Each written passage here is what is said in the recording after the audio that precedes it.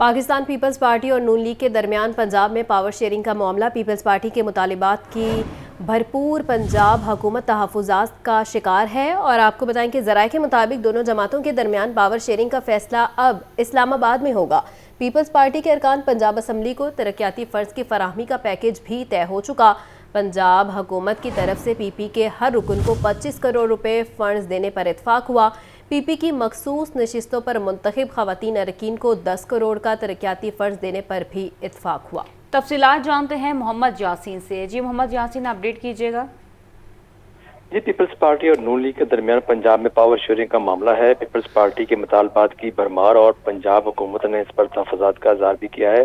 ذرائع کے مطابق دونوں جماعتوں کے درمیان پاور شیئرنگ کا فیصلہ اب اسلام آباد میں ہوگا۔ لاہور میں ہونے والے 3 اجلاسوں میں 2 گورنر ہاؤس اور 1 مسلم نون کی رہنما مریم اورنگزیب کی رہائش گاہ پر ہوا۔ لاہور میں ہونے والے بیٹھکوں میں پیپلز پارٹی کے نے اپنے مطالبات اور تجاویز رکھی تھی۔ پاکستان پیپلز پارٹی نے پنجاب میں ضلعی سطح پر کمیٹیاں بنانے کی تجویز بھی دی اور پیپلز پارٹی کے ارکان پنجاب اسمبلی کو ترقیاتی فنڈز کی فراہمی کا پیکج بھی طے ہو چکا تھا۔ پنجاب حکومت کی طرف سے پیپلز پارٹی کے ہر رکن کو 25 کروڑ روپے فنڈز پر دینے پر اتفاق ہوا تھا اور اسی پیکج کے مطابق جو 20,000 سے زائد ووٹ دینے والے ٹکٹ ہولڈرز کو بھی 25 کروڑ روپے کے ترقیاتی فنڈ دینے کی تجویز تھی، جبکہ پیپلز پارٹی کی مخصوص نشستوں پر منتخب ہونے والی خواتین ارکان کو 10 کروڑ روپے کے ترقیاتی فنڈ دینے پر اتفاق ہوا۔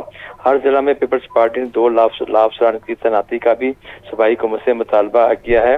پیپلز پارٹی نے ضلعی اور مارکیٹوں اور بیت المال اور زکوٰۃ کمیٹیوں پر بھی اپنی نمائندگی مانگ رکھی ہے۔ پیپلز پارٹی کے مطالبات پر غور و خوض کے لیے اسلام آباد کے اجلاس میں ہی اجلاس ہوگا۔ اجلاس میں نون لیگ کی طرف سے اسحاق ڈار، رانا ثناء اللہ، مریم اورنگزیب شامل ہوں گی، جبکہ پیپلز پارٹی کی طرف سے ندیم افضل چند، حسن مرتضیٰ اور علی حیدر گیلانی شریک ہوں گے۔ حسن مرتضیٰ کے مطابق پیپلز پارٹی اور نون لیگ کا پاور شیئرنگ کا جو اگلا اجلاس ہے اسلام آباد پی ایم ہاؤس میں ہوگا۔ جی ٹھیک ہے یاسین، بہت شکریہ۔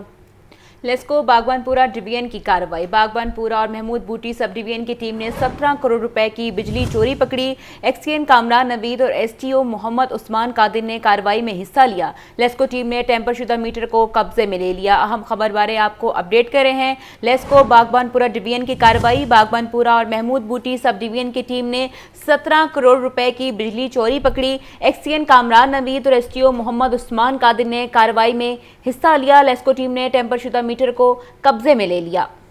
اہم خبر ہے جس کے حوالے سے اس وقت آپ کو بتا رہے ہیں، لیسکو باغبان پورہ ڈویژن کی یہ کارروائی ہے۔ ممکنہ آئینی ترمیم پر وکلاء تنظیمیں میدان میں آ گئی ہیں۔ وکلاء رہنما احسن بھون کہتے ہیں آئینی ترمیم پارلیمنٹ کا اختیار ہے، آئینی پیکیج ورت واحد کے لیے نہیں ہونا چاہیے۔ حکومت اور اپوزیشن کو ملک کی بہتری کے لیے کام کرنا ہوگا۔ پنجاب بار کونسل میں Pakistan bar council, supreme court bar کے صدر Shahzad Shaukat, vice chairman Punjab bar council Chaudhry Babar Waheed, chairman executive committee Punjab bar council Rao Afzal, صدر ملتان ہائی کورٹ بار اور صدر لاہور بار ایسوسی ایشن منیر حسین بھٹی نے مشترکہ پریس کانفرنس کی۔ سربراہ آسما جنگی گروپ اور ممبر پاکستان بار کونسل احسن بھون نے کہا ایسا آئینی پیکیج نہیں لانا چاہیے جس میں ایک شخص کی ریٹائرمنٹ کی عمر بڑھانے کی بات کی جائے۔ گورنمنٹ کو کوئی ایسا پیکج نہیں لانا چاہیے جس میں یہ ایج کی بڑھانے کی بات کی جائے، کسی سنگل انڈیویجول کے ایج بڑھانے کی بات کی جائے۔ آئین میں ترمیم کا اختیار صرف اور صرف پارلیمنٹ کو ہے۔ ہاں، یہ نہیں ہو سکتا کہ وہ بیسک سٹرکچر کو تبدیل کر دے۔ سپریم کورٹ بار ایسوسی ایشن کے صدر شہزاد شوکت نے کہا آئینی ترمیم ہمارے سامنے آئے گی تو اس پر بات کر سکتے ہیں۔ مفروضوں پر وکلاء تحریک کی باتیں کرنے والوں کے پاس کیا عہدہ ہے؟ اس پیکیج کو سامنے آنے دیں، ہم اس پر کامنٹ کریں گے اور اگر ہمیں محسوس ہوا کہ اس میں سے کوئی شک ایسی ہے جو اس کا مطلب جوڈیشری کی پاورز کو اور اس کے اختیار کو کم کرنا ہے یا کوئی ایسی چیز ہے which is damaging for our system, we will object to that. Vice chairman Punjab bar council Babar Waheed نے ممکنہ آئینی ترمیم پر رد عمل دیتے ہوئے کہا کہ آئینی ترمیم مشاورت سے ہونی چاہیے۔ وکلاء رہنماؤں نے کورٹ فیس واپس لینے پر پنجاب اور وفاق کے اقدامات کو سراہا۔ اب آپ کو بتائیں، بانی پی ٹی آئی کی بہن علیمہ خان کہتی ہیں بانی پی ٹی آئی نے کہا ہے میری فکر نہ کریں، اپنی حقیقی آزادی کی فکر کریں۔ رپورٹ کر رہے ہیں محمد اشفاق۔ لاہور کے انسداد دہشت گردی عدالت کے باہر پی ٹی آئی رہنماؤں کی میڈیا سے گفتگو. بانی پی ٹی آئی کی بہن علیمہ خان کہنے لگی پی ٹی آئی کے ایم این ایس کو اٹھایا جا رہا ہے تاکہ ججز کی مدت ملازمت میں توسیع ہو سکے. فوج ہماری اپنی ہے. ہمارے دونوں بہنوں کے شوہر ایئر فورس سے ریٹائرڈ ہیں. میری فکر نہ کریں, آپ اپنے حقیقی آزادی کے لیے کھڑے ہو جائیں, کیونکہ یہ جو نظام ہے میں صرف اس کے راستے میں کھڑا ہوں. یہ ظلم آپ کے ساتھ ہو رہا ہے. میرے اور میرے بہن کے جو ہسبینڈ ہیں دونوں ایئر فورس میں تھے, تو ہم تو خود اس فوج کے ساتھ ہمارا تعلق ہے.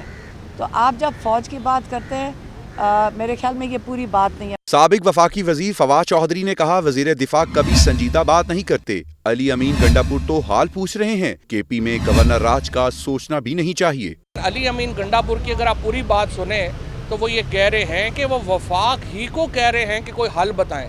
دیکھیں وہاں روز لوگ شہید ہو رہے ہیں. گورنر رول کا سوچنا بھی نہیں چاہیے خیبر پختونخوا میں. اگر آپ نے گورنر رول وہاں پہ لگایا معاملات ہاتھ سے نکل جائیں گے. انسداد دہشت گردی عدالت نے 9 مئی کو جلاؤ گھیراؤ کے مقدمات میں ملزمان کی عبوری ضمانتوں میں 28 اکتوبر تک توسیع کر دی. کیمرامین محمد ایوب کے ساتھ محمد اشفاق، لاہور نیوز.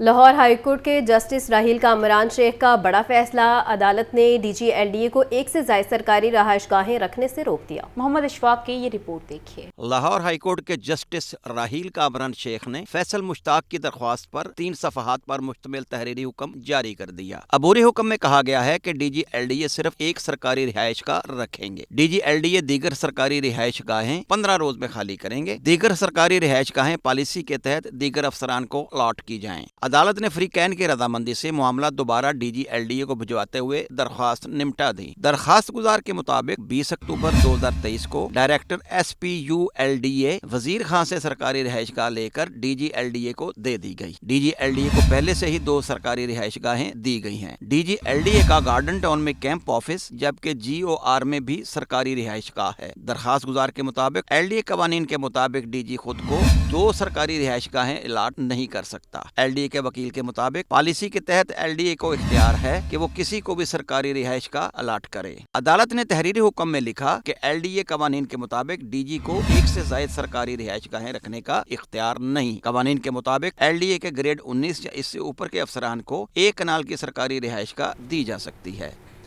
پنجاب بھر کے وکلاء اور سائلین کے لیے بڑی خوشخبری. آسما جہانگیر گروپ کے سربراہ احسن بھون کی کاوشیں رنگ لے آئیں. حکومت پنجاب کی جانب سے کورٹ فیسوں میں کمی کا اعلان کر دیا گیا. گورنر پنجاب کی منظوری کے بعد بورڈ آف ریونیو نے نوٹیفیکیشن جاری کر دیا. یہ رپورٹ دیکھیے.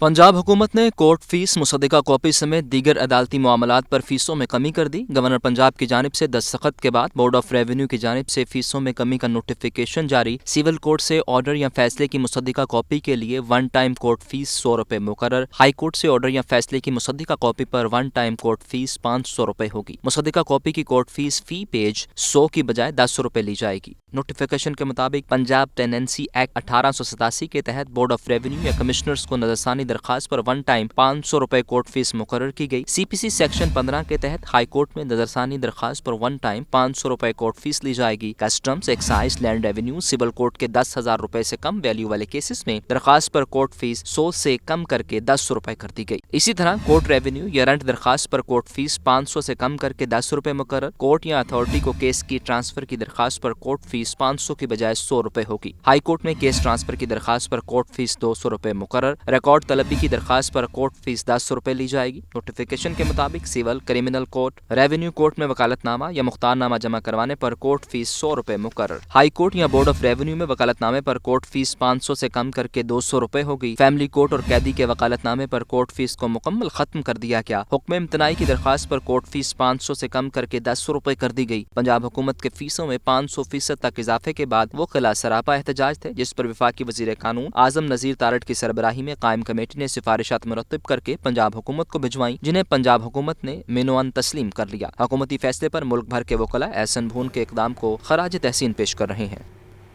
حکومت سپریم کورٹ میں مرضی کے جج لگانا چاہتی ہے. امیر جماعت اسلامی حافظ نعیم الرحمان کہتے ہیں چیف جسٹس کو ججز کی عمر سے متعلق واضح موقف دینا چاہیے تھا. मंसूरा लाहौर में प्रेस कॉन्फ्रेंस के दौरान अमीर जमात इस्लामी हाफिज नईमुर रहमान का कहना था, उम्मीद करता हूं चीफ जस्टिस सामने आएंगे और कहेंगे मेरी एक्सटेंशन में कोई दिलचस्पी नहीं, इस हुकूमत को अदालती मामला छेड़ना ही नहीं चाहिए। मैं आज भी तवक्को रखता हूं कि चीफ जस्टिस ऑफ पाकिस्तान सामने आएंगे और अपना मौक़िफ़ कौम के सामने पेश करेंगे कि ना मुझे एक्सटेंशन चाहिए और ना ये वक्त है कि जिसमें जजेस की उम्र को बढ़ाया जाए। अगर हुकूमत ये चाहती है कि अपनी पसंद के जजेस सुप्रीम कोर्ट में इंडक्ट कर दे और अपने मर्जी के फैसले हासिल कर ले तो ज़ाहिर है इससे बढ़कर बदकिस्मती कोई नहीं होगी। हाफिज नईमुर रहमान का कहना था कि सलमान अकरम राजा के बयान पर नोटिस लेने का मुतालबा करता हूँ। मैं सलमान अकरम राजा के उन बयानात पर नोटिस लेने का मुतालबा करता हूँ कि जिसमें उन्होंने कहा है कि हमारे मेंबरान को, उनके घर वालों को, अहले खाना को डराया और धमकाया जा रहा है। हाफिज नईमुर रहमान का कहना था कि आलमी मंडी में पेट्रोलियम मसनूआत की कीमतों में वाज़े कमी आई है, लिहाजा हुकूमत पेट्रोलियम मसनूआत की कीमतों में 20 से 25 रुपए लीटर कमी करे। कैमरामैन अदनान हसन के साथ हमजा खुर्शीद, लाहौर न्यूज़।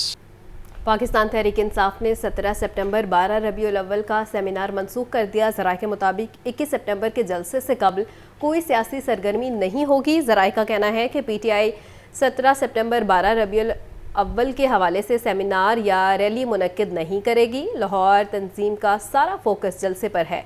गिरफ्तारियों से बचने के लिए महफिल मिलादुन नबी सल्लल्लाहु अलैहि वसल्लम सेमिनार मनसूख किया गया है।